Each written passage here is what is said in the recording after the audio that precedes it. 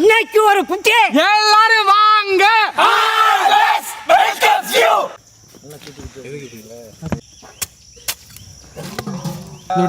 இதோட சேர்த்து எடுத்துருவோம். அப்படியே